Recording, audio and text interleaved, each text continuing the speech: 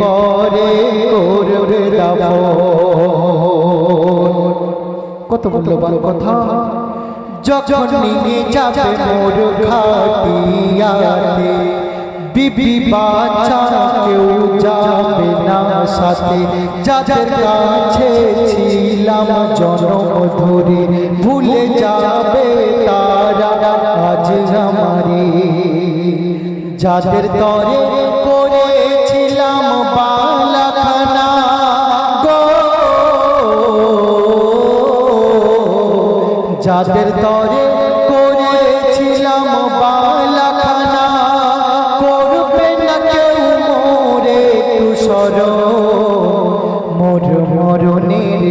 মোর মরণের পরে করবে দাফন, কি উপায় হবে আমার তখন। যখন কবরে মাটি দিয়ে এক এক করে চলে আসবে, তখন আমার আপনার উপায় কি হবে সেই সম্পর্কে কবি লিখছেন। দেখুন, মাটি দিয়ে সকলে আসবে ঘরে, একা থাকিতে হবে ওই কবরে। ফারিস্তারা এসে সওয়াল করবে মোরে, সঠিক উত্তর না পেলে মারবে ধরে। সাপ বিচ্ছু আসিয়া ঘিরবে তখন গো, সাপ বিচ্ছু আসিয়া ঘিরবে তখন, জোরে জোরে করিবে দংশন।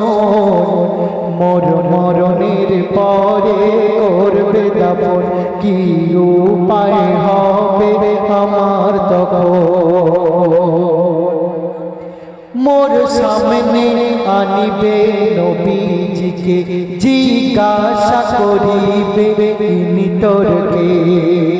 যদি ভালোবাসা থাকে নবীর সাথে, তবে চিনতে পারব মই নবীজিকে। যদি নবীর হুকুম আমি করি পালন গো, যদি নবীর হুকুম আমি করি পালন, তবে জান্নাত পাবো আমি আল্লাহর কসম। মরণের পরে করবে দাফন, কি উপায় হবে আমার তখন। সর্বশেষ কবি লিখছেন, মোর নবীর সাফায়াত পেতে হলে, দৌলত মালা গাঁথ হার দিলে। নবী করবে সাফায়াত হাসর দিনে, যদি থাকে ঈমান নবীর শানে।